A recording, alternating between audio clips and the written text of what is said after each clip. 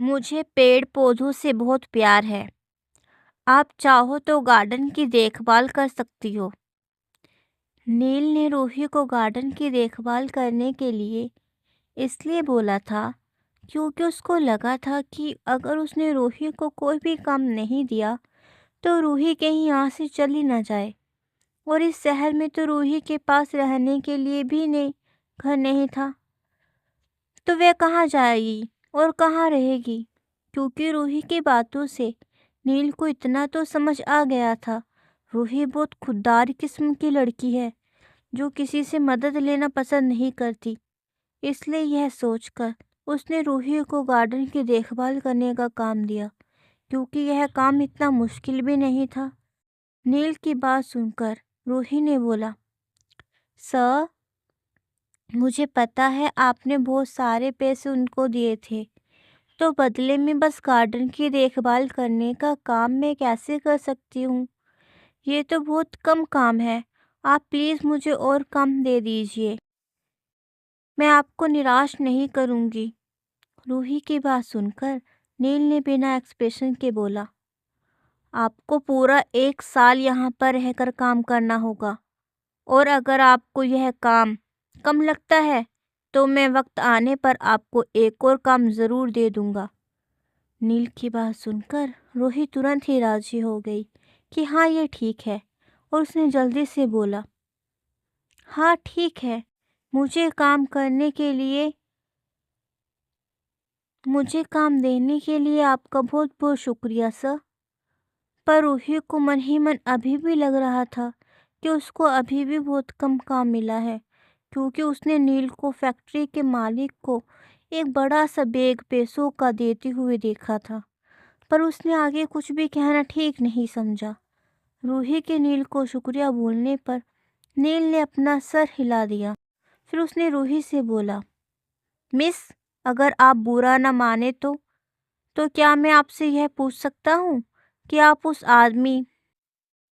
फिर नील को ऐसे डायरेक्ट रूही से ये सब पूछना ठीक नहीं लगा, तो उसने तुरंत ही अपनी बात बदल कर पूछा, मिस, क्या आप अपने बारे में बता सकती हैं।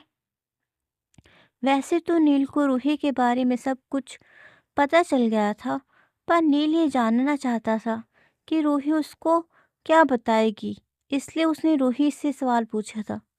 पर रूही ने ये नोटिस कर लिया था कि नील उससे उस आदमी के पास जाने के बारे में पूछना चाहता था। तो उसने एक गहरी सांस भरी और अपने बारे में बताना शुरू किया। फ्लैशबैक। 1 महीने पहले फैक्ट्री का मालिक तेज आवाज में बोलते हुए, देख सिराज, 2 साल पहले से तू यहाँ पर रहकर सूट पर कढ़ाई करने का काम कर रहा है, मेरे से पैसे ले रहा है। जितना पैसा लेता है इतना काम भी कर देता है। पर इस बार तूने मेरे से जो पैसे लिए हैं, इतने पैसों का तूने काम तो नहीं किया। मुझे लगता है तुझसे नहीं हो पाएगा काम इस बार, और तू पैसे नहीं उतार पाएगा। तो फिर तूने मेरे से एडवांस पैसे लिए ही क्यों थे। सिराज लगभग शर्मिंदगी वाली आवाज़ में बोलता है, मालिक, आपको तो पता है ना, मैंने अपने बेटे के इलाज के लिए आपसे पैसे एडवांस में लिए थे। आपको पता है ना मालिक, आप सब जानते हो, उसका एक्सीडेंट हो गया था, वही तो काम करके पैसा चुकाता था। अब मैं तो बूढ़ा हो चुका हूँ, मुझसे तो इतना काम नहीं हो पाता है। मेरी आंखों की रोशनी भी कम हो गई है, मुझे आंखों से इतना दिखता भी नहीं है। फैक्ट्री का मालिक गुस्से से बोलता है, हाँ हाँ, मुझे सब पता है, मुझे बताने की कोई ज़रूरत नहीं है।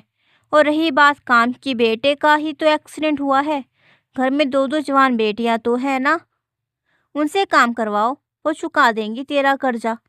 सिराज गिड़गिड़ाती हुई आवाज़ में बोलता है, मालिक, ये कैसी बात कर रहे हैं आप। बेटी करती हैं काम जितना उनकी बस की बात है। अब बेटियों से बेलों की तरह तो काम नहीं करवा सकता ना। मैं धीरे धीरे चुका दूंगा आपके पैसे काम करके। फैक्ट्री का मालिक तेज आवाज में बोलता है, धीरे धीरे का क्या मतलब है, धीरे धीरे चुका देगा। अगर तेरे से काम नहीं होता ये कढ़ाई करने का, तेरी लड़कियों की बस की बात नहीं है, तो उनसे ना धंधा करवा ले, धंधा। वो आराम से कर लेंगी, है भी बहुत खूबसूरत और जवान। गंदे तरीके से बोलता है। सिराज गुस्से से लाचारगी से बोलता है, मालिक ये कैसी बोल कर रहे हैं आप, और क्या बोल रहे हैं आप? मालिक तंज कसते हुए बोलता है, अच्छा अगर यह नहीं चाहता तो 1 महीने में मेरे सारे पैसे चुका दे, कर दे इतने पैसों का काम। बोल क्या बोलता है? सिराज हैरान परेशान होते हुए, पर मैं 1 महीने में इतने सारे पैसे कहाँ से लेकर आऊँगा मालिक, और मैं इतने सारे पैसों का काम कैसे कर सकता हूँ? थोड़ी तो मोहलत दो ना मालिक। फैक्ट्री का मालिक आंखें दिखाते हुए बोलता है, 1 महीना मतलब 1 महीना, बस बात खत्म, अब जाओ यहाँ से। सिराज वहाँ से उदास हताश होकर चला जाता है। सिराज का घर। सिराज अपने घर में दाखिल हुआ तो एक पतली सी लड़की, गोरा रंग, भूरी आंखें और काले बाल, नैन नक्श एकदम तीखे हैं, उम्र 19 साल, एक गिलास में पानी लाती है और अपने पिता के चेहरे को देखकर समझ जाती है कि उसके पिता परेशान हैं, इसलिए वे अपने पिता से कुछ नहीं पूछती है। यह और कोई नहीं बल्कि सिराज की बेटी रूही है। सिराज एक ही बार में पूरा गिलास पानी पी जाता है। रूही अपने पिता से बहुत प्यार से पूछती है, और दूँ क्या आप पानी आपको अब्बा? सिराज नाउम्मीदी में सर हिलाता है, अब पानी पीकर क्या करूँगा मैं बेटी, कुछ बचा ही नहीं है जिंदगी में, कुछ भी समझ में नहीं आ रहा, क्या करूँ मैं? रूही की माँ शबनम अपनी पति की ऐसी बातें सुनकर परेशान होते हुए बोलती है, क्या हुआ जी, आप कैसी बातें कर रहे हो? सिराज अपना हौसला खोते हुए बोलता है, अब क्या ही बोलूं मैं रूही की अम्मी, सब खत्म हो गया, अब कुछ नहीं बचा, सब खत्म हो गया, मैं क्या करूं हाय। शबनम अपने पति की ऐसी हालत देखकर परेशान होते हुए बोलती है, क्या खत्म हो गया जी, रूही के अब्बा क्या खत्म हो गया?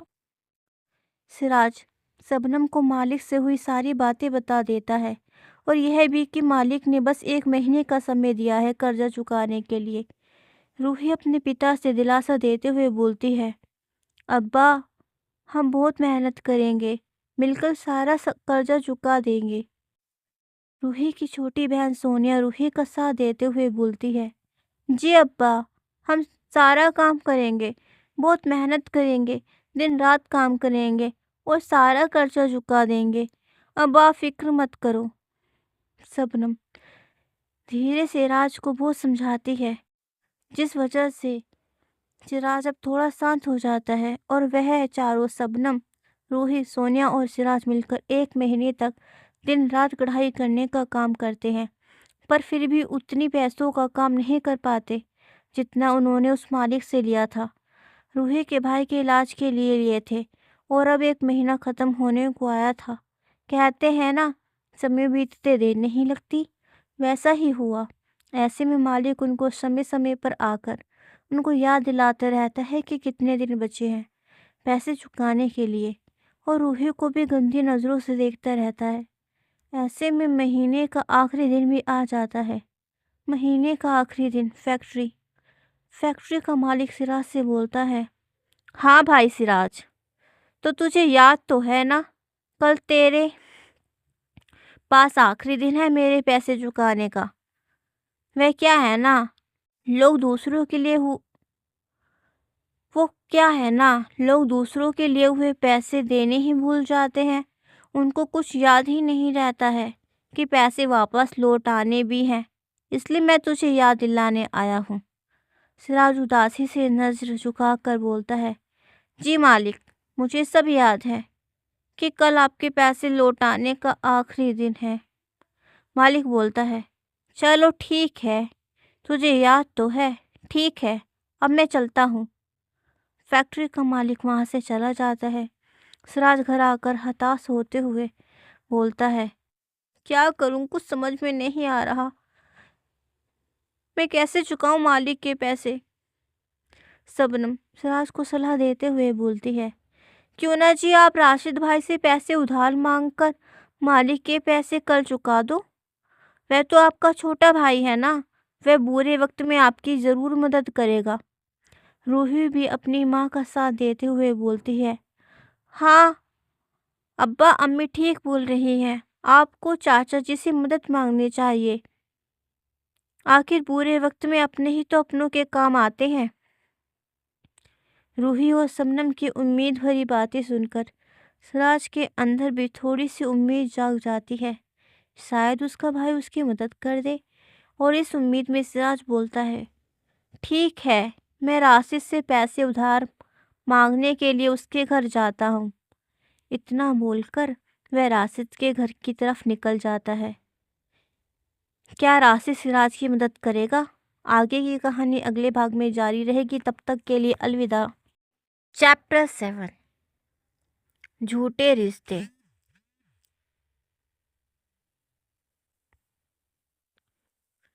सिराज राशिद के घर जाता है। राशिद की पत्नी सबीना दरवाज़ा खोलती है और सिराज को देखकर वह मुंह बनाते हुए सलाम करती है, अस्सलामु अलैकुम भाई। सिराज भी उसके सलाम के जवाब में वालेकुम अस्सलाम बोलता है। सिराज उससे पूछता है, बहन राशिद कहाँ है, घर पर है क्या? राशिद की पत्नी बोलती है, जी है, अंदर है। सिराज अंदर चला जाता है। सिराज को देखकर राशिद बुड़बुड़ाता है कि फिर से इनको पैसों की ज़रूरत तो नहीं है, कि ये फिर से पैसे तो मांगने नहीं आए? क्योंकि सिराज जब उसके बेटे का एक्सीडेंट हुआ था तब भी इससे पैसे मांगने के लिए आया था, तो वह यही सोचता है कि पैसे मांगे तो नहीं आए फिर से ये। पर फिर भी राशिद मुस्कुरा कर सिराज से बोलता है, आइए अंदर आइए, बैठिए। और सिराज वहाँ रखी कुर्सी पर जाकर बैठ जाता है। राशिद अपनी पत्नी सबीना को आवाज़ लगाकर कहता है, सबीना, भाई के लिए पानी लेकर आओ। सबीना पानी लेकर आती है। सिराज पानी पीने लगता है। इतने में सबीना राशिद को इशारों से पूछती है कि यहाँ क्यों आए हैं, पूछो। राशिद इशारे से, ठीक है पूछता हूँ। राशिद सिराज की कुर्सी की तरफ अपना रुख करता है और सिराज से पूछता है, वैसे भाई आपका यहाँ कैसे आना हुआ? मेरा मतलब कि आपको कोई काम था क्या हमारे से?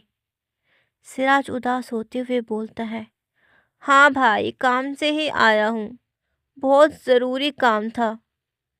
राशिद बोलता है, हाँ भाई बोलो ना, क्या काम था आपको? सिराज हिम्मत करके बोलता है, वह कुछ पैसे उधार चाहिए थे। तुझे तो पता है ना, तेरे भतीजे का एक्सीडेंट हो गया था तो घर की स्थिति खराब हो गई है, इसलिए मैंने मालिक से उसके इलाज के लिए पैसे उधार मांगे थे। पर अब मालिक भी हाँ अपने पैसे मांग रहा है। उसने बस कल कल का आखिरी दिन दिया है पैसे देने के लिए। ऐसे में तू मेरी मदद कर दे तो कितना अच्छा होता ना, अगर तू मेरी मदद कर दे तो। सिराज की बात सुनकर राशिद अपने मन में बोलता है, मुझे इस बात का ही डर था कि कहीं ये पैसे मांगने ना आए हों, पर यह तो सच में मेरे पास पैसे मांगने ही आए हैं। और फिर वह बोलता है, नहीं भाई, मैं कैसे आपकी मदद कर सकता हूँ? आपको तो पता है ना, अभी काम भी नहीं चल रहा है मेरा, और फिर बच्चों की पढ़ाई लिखाई का भी खर्च होता है। तो ऐसे में मैं आपकी कैसे मदद कर सकता हूँ? मैं आपकी मदद नहीं कर पाऊँगा भाई। राशिद की बात सुनकर सिराज निराश हो जाता है कि अब तो उसके भाई ने भी पैसे देने से मना कर दिया।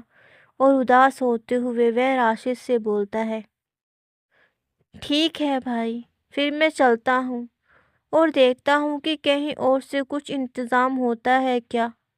इतना बोलकर सिराज कुर्सी से उठता है और फिर घर से बाहर जाने लगता है।